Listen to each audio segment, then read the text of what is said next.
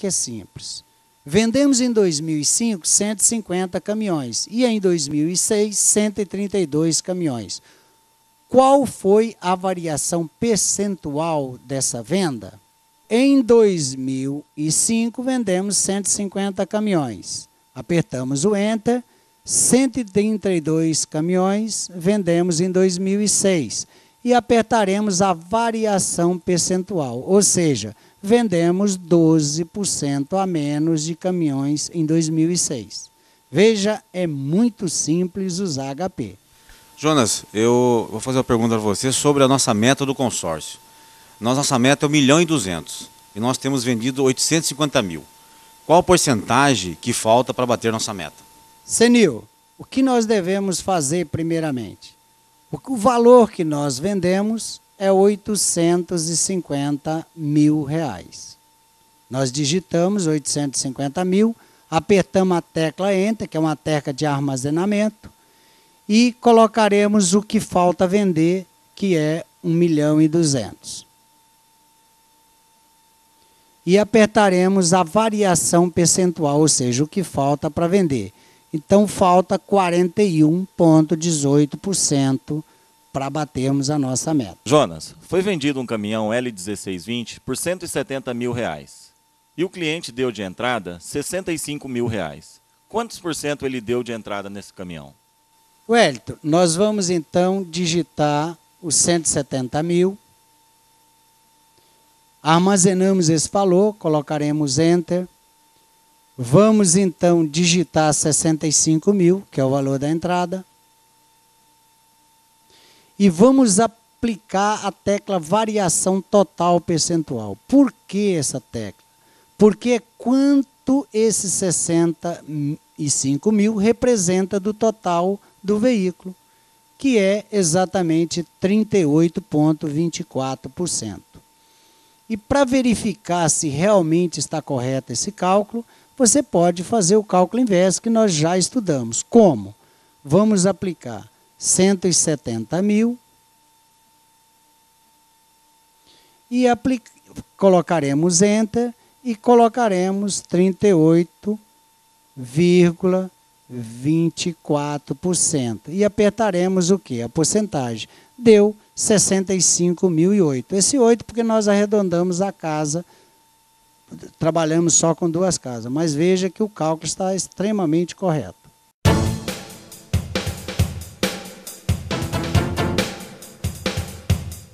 Jonas, você poderia esclarecer para mim o conceito de juros simples? O crescimento do capital pode ser juros simples. Ao longo do tempo, somente o valor principal rende juros. Juro composto, após cada período, os juros são incorporados ao valor principal e passam, por sua vez, a render juros, também conhecido como juros sobre juros. O juros se comporta da seguinte maneira.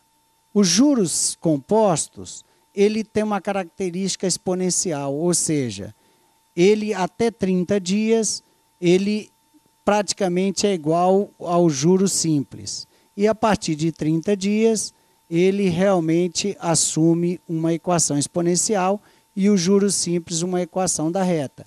Por isso que a maioria dos bancos, até 30 dias, usa o conceito de juros simples e não o conceito de juro composto. Porque até 30 dias o juros simples acaba sendo um pouco maior do que o juro composto. O comportamento dos juros. Isso é interessante entender, o comportamento do juro. Observa que o crescimento do principal, segundo os juros, é linear. Então, o crescimento do juros simples é linear, que nós já vimos no gráfico, e o crescimento do juros, segundo o juro composto, é exponencial, e, portanto, tem um crescimento mais rápido. O conceito de juros simples, nós temos que o valor presente, VP, nós vamos ver isso no HP, a taxa, nós temos I, o tempo é representado por N na HP, juros simples por J. Então, nós temos que juros simples é o valor principal que multiplica a taxa vezes o tempo. Então, ou seja, você tem um capital, aplicado a um valor percentual que nós estudamos num determinado tempo. Isso é o valor de juros. Montante ou valor futuro é a mesma coisa. O montante é o juro mais o capital principal, que é a mesma coisa que o valor futuro. Olha, eu tenho R$100 hoje, aplico 10% nele, ele vai para 110. Então, esse é o valor futuro, é 110, e o valor presente é 100. Então, a taxa, ela na verdade, e o tempo, você coloca esse valor sendo futuro ou sendo presente, dependendo da forma que você queira trabalhar. Se você quer jogar ele para valor futuro, você acrescenta a taxa num período de tempo. Se você quiser jogar ele para o valor presente, você retira a taxa. Nós vamos ver isso na HP. Vamos fazer uma comparação entre juros simples e composto. Nós temos um capital de R$100 a uma taxa de 10% ao ano no período de 4 anos. Nós temos um montante simples e um montante composto. Como nós já dissemos, o que é montante? É o juro mais o principal. Nós temos no primeiro ano, nós temos o principal aqui, que é 100. Nós temos mais o principal vezes o juro. O juro é 10, nós dividimos 10 por 100, por isso é 0,1. Então, nós temos no valor de 110. O montante composto, nós vamos ter 100, que é o valor principal, mais o juro. O que é o juro? É o valor principal vezes a taxa. Nós também temos 110. Então, observou que o juro composto e o simples no primeiro ano têm o mesmo valor. No segundo ano, nós temos no juro simples o capital, o montante, que é 110, e nós vamos calcular o juros sobre o principal, que é 100. 100 vezes 0,1 dá 10. 10 com 110 dá 120.